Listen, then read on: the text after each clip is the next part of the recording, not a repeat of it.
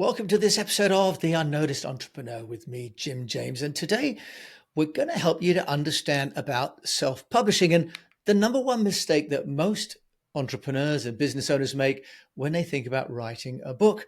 We're going to go to Alberta, Canada to talk to Larissa Soehn, who is a publisher, and she has a business called Next Page Publishing.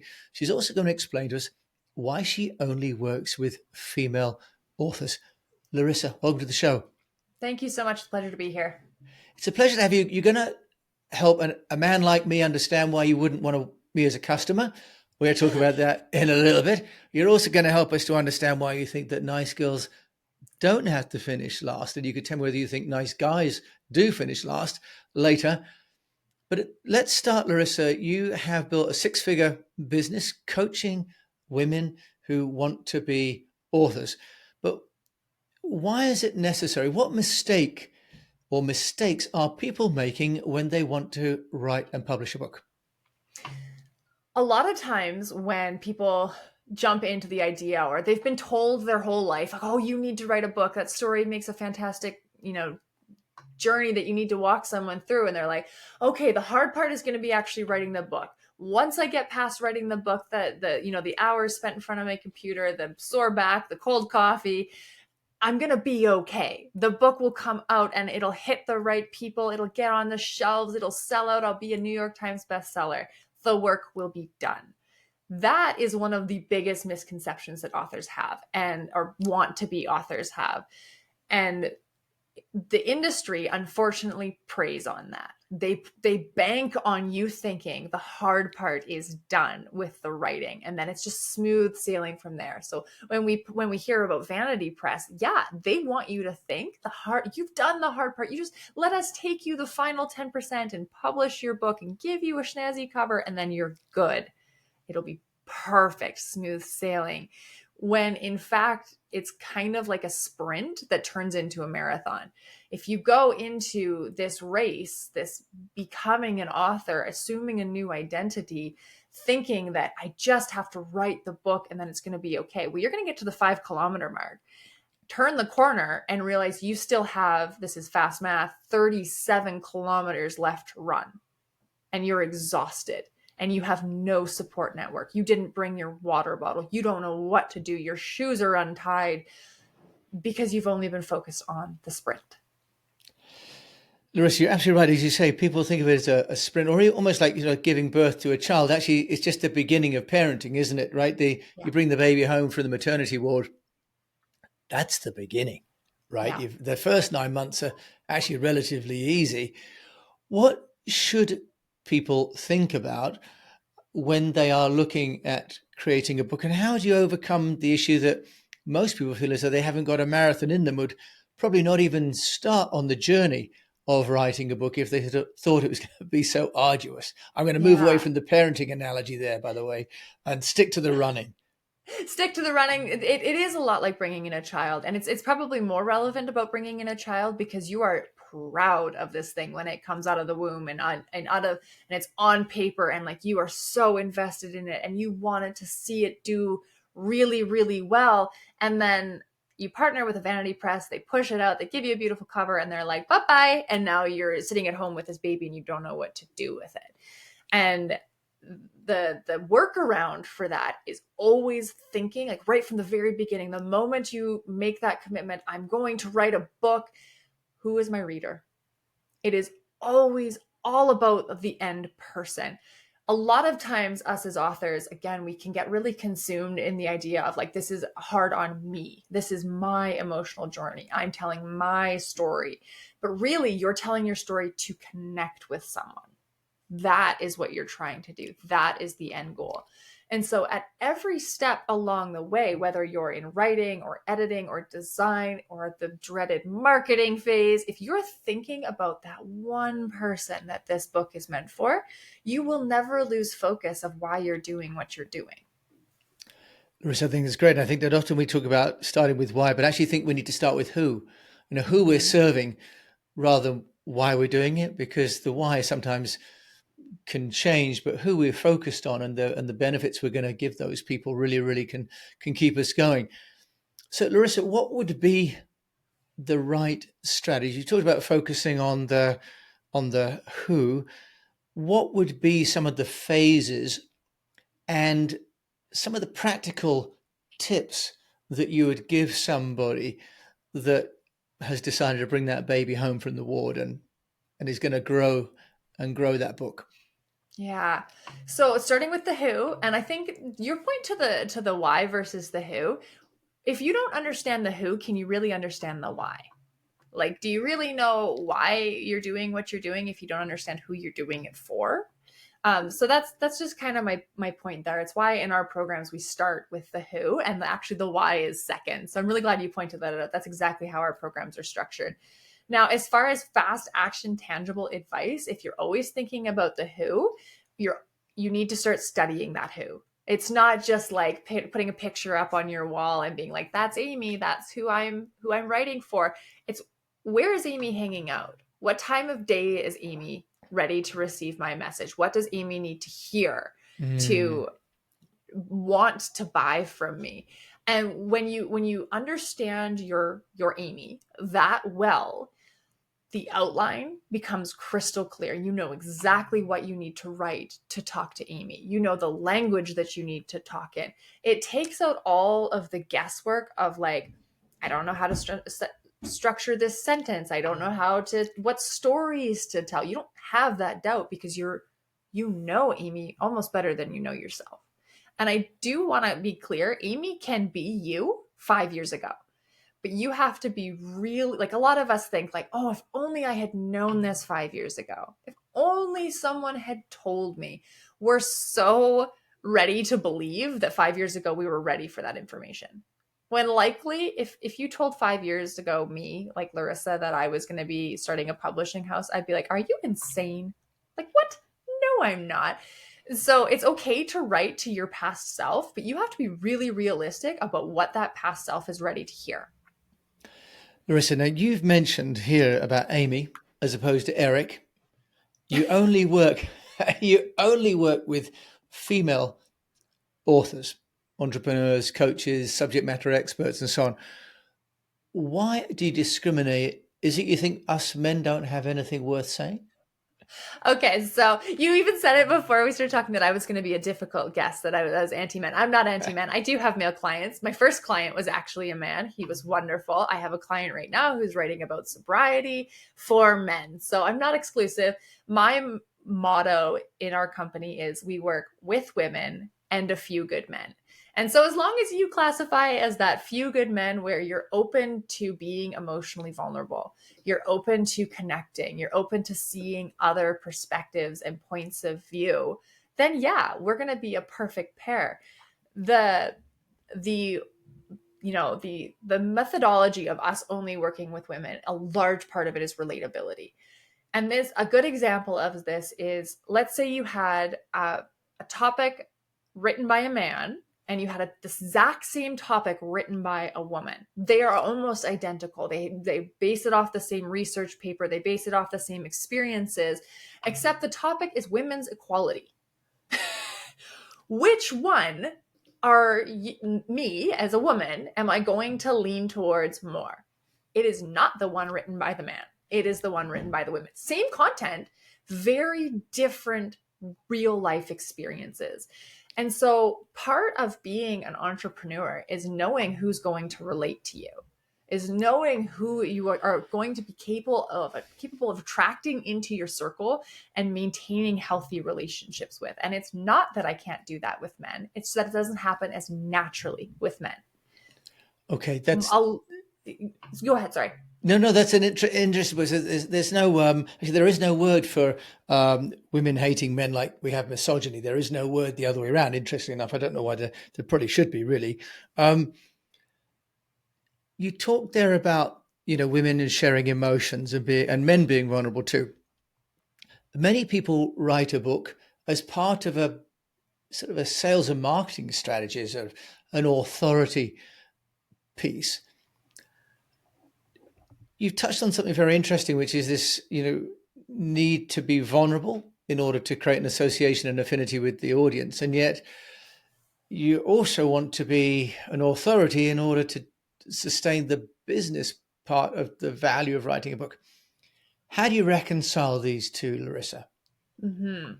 Yeah, so a huge part of my origin story, if you've listened to me on other podcasts, if you've read my website, my bios, I suffered a miscarriage in 2021, I believe.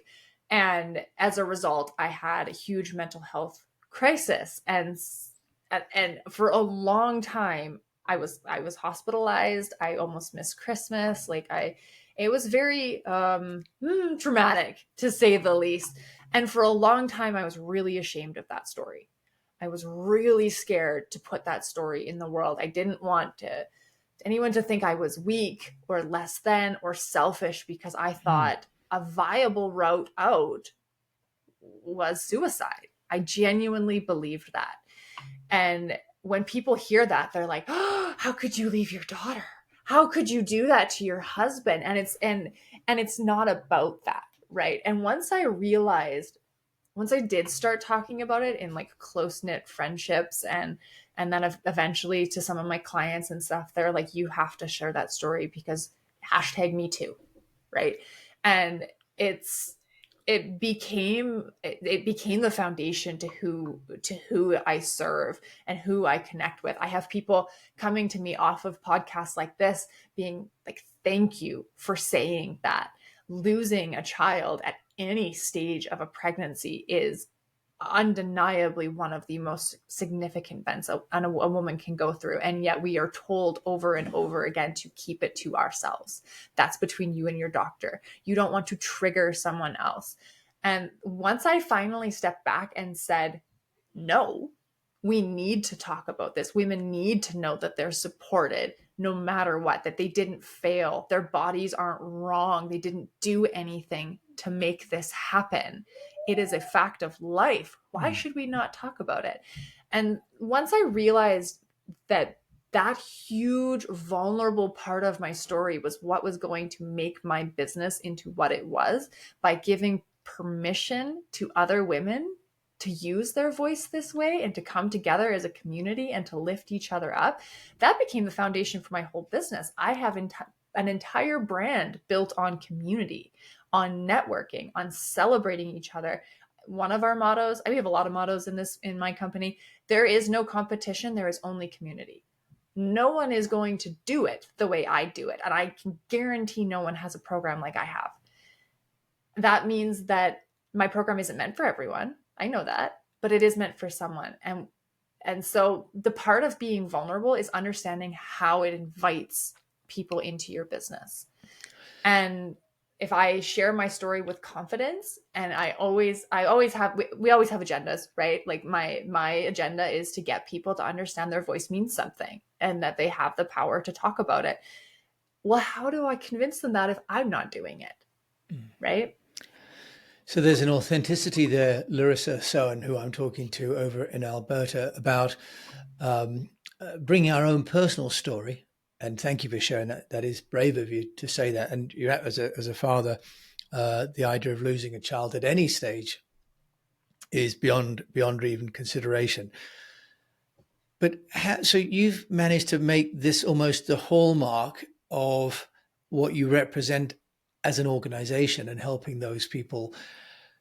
Do you think men have the permission to be equally vulnerable in public and write books of a similar nature? Or is this the preserve of women who, to some degree, are given more permission socially, aren't they, to discuss it amongst themselves and increasingly with people like yourself discussing it publicly? I think that's a great question. And in my business, I absolutely do give men that same space that I give women. Like I was talking about the gentleman who's writing his book on sobriety right now. He cries at almost every one of our sessions because there is the space and the permission to do so. And I know he feels like a weird man. Like he feels out of place. And same with my husband too, who is very emotionally connected, is very emotionally mature. I call him a unicorn because he doesn't do what a lot of other men feel that they can do. And unfortunately, no, I don't think society has given men the same permission. Suck it up. be a man, grow a pair. That is what they were raised on. And I do think it's starting to shift. And I do think a large part of it is the feminist movement of like, hey, we are allowed to cry and so are you. And You, and it's leading by example too, right? Like I have a daughter, she's 6, and she sees my husband get emotional, like healthy emotional, not irate, not angry, not, punching walls. He sees her, or she sees him sit back and say that he's thankful and that he loves us and that he shows up in this world. That is just as empowering for her as a little girl going out and, well, right now she's got crushes on boys, but whatever her future is, she knows what to look for in a healthy man who's been raised with the ability to show his emotions. Wonderful. So I'll take that as permission for us men. And I also have shed more than one tear in public. So I'm definitely part of that community as well. Larissa, as an entrepreneur, changing the subject just slightly, because we've talked about it's giving permission to ourselves to be authentic, whether that's wearing our heart on a sleeve as you're doing, or at least to give insights into how we are feeling as much as what we're doing into our books, and that we can translate that into part of a business proposition as well. As an entrepreneur, how have you then built this brand, which you say is really around a community? Some people find it very difficult to ask for money in a community, because if we're friends, how do you profit from those people? Explain to me how you've made Next Page Publishing into a 6-figure business. And as you said before we started, in fact, that you really aren't using much social media. So what are you doing to build the business? A huge part of it is relationship building. And I actually don't really talk about my business with friends and family. I do try and keep those very separate because the relationship is different. So if you think about, I'm well into my 30s at this point. Up until now, I've been a corporate employee. I've never sold anything besides Girl Guide cookies. Like it's different. If I were to switch that narrative in my relationships, in my family and my friend relationships, where I'm suddenly asking them for money, that can put people off, right? Because you've never done that before. And all of a sudden they can't understand it. They don't know how to show up. They didn't ask for that relationship to change. They liked the way it was. And so a huge part of my growth, I used to get really upset when my parents didn't respond in my business the way I wanted them to. Like I'd tell them like, hey, I just signed a new client. They'd be like, cool. Are you making money? Like that was their number one concern. And it was like, yes, but I'm also changing lives. Like I'm connecting with people. They didn't get it.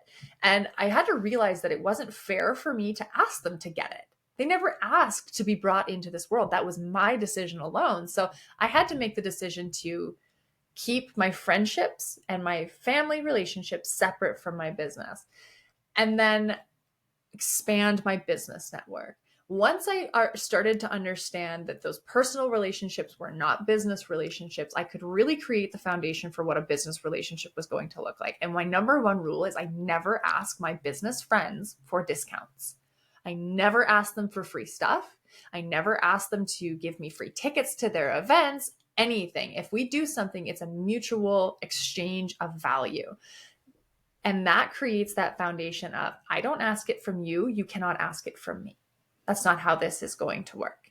And it just creates that permission to approach this like business women. We are business women. We are here to make money. We got to feed our family. We got to pay our bills. And we know what we're worth. And one of my red flags is when someone comes to me and be like, hey, can I get, hey, I shared your post. Can I get 50% off your service? It's like hard no. And that's not the transactional relationship I'm looking for. Larissa, so you talked about sort of showing up and being very present in your community and at events as well. We talked before we started recording about nice girls don't have to be last. What did you mean by that? Yeah. So a lot of men and women were raised on the adage of nice guys finish last. Like they don't get the pretty girl at the bar. They don't get the promotion at work. You have to be savage, you have to be hard, you have to be cutthroat. You got to be a little bit of a jerk to climb that ladder to get that girl. And I have built my entire business on being a nice person. One of the things that I do when I'm sad, like yesterday, for example, absolutely terrible day, on the cusp of a time change, hormonal mood swings, everything was wrong. I went to a restaurant and I complimented, like, I took myself out for lunch, took myself on a little girl date, and I complimented the server. I said, your hair is gorgeous today. Like, you're bringing it for a Monday. And her face lit up. And you know what I did in response? I lit up. I was happy. And then all of a sudden, my friend showed up at the restaurant and I was happy. And it just, if I had gone out to lunch and I had been sour and angry and mean to my server, well, I would have ruined my day and hers. But I chose to be a nice person. And a lot of my business relationships have unfolded because I've just genuinely been a kind person. I've complimented people. I've said what I like about them. I've talked about what my values are. And it attracts those people in that have the ability to light me up in return. Larissa, I love that. And I think that's really inspirational that you can be genuine and, as you say, be yourself and trust that good will come. I will ask you, as you know, I do the slightly embarrassing question. If there's a mistake that you've made as an entrepreneur with the marketing, I assume that it's not being nasty to anybody, because you're plainly such a nice person. Something you've done that hasn't gone quite as planned that my fellow unnoticed entrepreneur should not do. Yeah, I'm going to talk about one specific. I've made a few mistakes. Don't get me wrong. Building this six figure on its way to seven figure business has not been without road bumps. I will say that every single bump I've come across has lended me the ability to grow and, in a lot of cases, teach me what I don't want to do in my business, which is just as good as knowing what you do want to do. So, one of the ones is in the very beginning of my business, I signed with an $18,000 group coaching program out of the States. So that's 18,000 US dollars. So for me, that's more like $25,000. That was my startup budget times four. And when I got into the program, I went full in. Like I did all of their pre-recorded video modules. I went to every single group session, which was like 6 a.m. for me because they were based out of they across the world. Their time zones sucked for me, but I showed up. And the number one red flag for me should have been in the contract, they said you cannot post anything negative about us. You can't say anything about us on social media without, or anywhere without our written permission. Red flag, because once I got into it and I realized I was just a drop in their pond, they did not care about me. They had one style of teaching. I left after 3 months in an 18-month program. And I said, this is not for me. I didn't even bother. Their contract was airtight in all of the wrong ways. I was never going to get a penny back. The battle of going through it was going to be worse than just cutting my losses and moving on. Ouch. It's eye-watering amounts of money, and it's always kind of disappointing that some people are treating writing a book, as we said at the very beginning, as an industry, rather than as an expression of value and contribution to other people. Larissa Soehn, you're plainly doing this very differently. If there was one piece of advice that you would give us, you've come a long way in a short amount of time. Credit to you for that. What would be the one thing that you've learned that you'd share? I know you asked me this before, and I can't remember what my pre-scripted answer was, so I'm going to wing it, which is even more exciting because I don't ever know what's coming out. So when I started this business, I had a huge mindset around I have to be different than everyone else. I cannot do. And so when I found somebody that was doing something similar to me, I would get really discouraged. I would get really down. And I find that with a lot of authors too. They come to me and they're like, yeah, but there's so many books in my niche. Like, how can I possibly stand out? I can't go up against these big names. And the biggest reframe I've had in my business, the biggest lender to my success, is understanding that the number one thing that differentiates me from everyone else is me. It is not my programs. It is not my services. It's not even my clientele. I target female entrepreneurs looking to grow to 6 and 7 figures. Well, so do almost every other coach out there. Like, that's not unique. I am unique. I am what makes this company unique. My methodologies, my mottos, my approach to human interaction. And once you drop that limiting belief that your topic has to be unique, your teaching style has to be unique, the world opens up. The possibilities are endless. Larissa, that's kind of, I will remind you that you said we would talk about being in your zone of genius. And I think we just witnessed you being in your zone of genius, which is, you being you, which is fantastic. Before we ask you how people can get hold of you, Larissa Soehn over there in Alberta, a podcast or a book that you would recommend? Yeah. So for aspiring authors, I do have my own podcast. It's called I Wrote That. I bring on guests from all different worlds into marketing, publishing, editing. That's a great resource. But for a book that I've recently read, and I always go recent because my memory is like zero. It has to be recently. So this within the last like 6 months that I read this one. It's called The Comfort Zone by Kristen Butler. And it's all about in this day and age of where everyone is like, growth has to hurt. You have to be uncomfortable. You have to step outside your comfort zone. Kristen is much more in line with my methodology of like, no, I need to be comfortable so that I'm ready to grow. I have to be able to come back to my comfort zone so that I can sit. My coach, just because I have a coach, I need a coach just as much as everybody else, just told me the other day, she's like, I'm in an expansion hangover right now. I've spent the first 3 months of this year growing at incredible rates. Now my body, my mind, my soul are tired. And so I'm coming back to my comfort zone, what feels good. And so Kristen Butler, she just nails that topic. Her book is beautiful, beautiful cover, beautiful interior. It's a great book. Wonderful. And if people want to get hold of you, Larissa Soehn, how can they do that? You can find me on our website is the best. Like I said, I'm not the most active on socials. So nextpagepublishing.net. You can find us there. You can find all our programs, our blogs, our podcasts. Everything is there, including how to book a call with me one-on-one and talk about what happens inside our VIP packages of publishing that really take the author from just a book to a full ecosystem that supports their entire business, their entire legacy.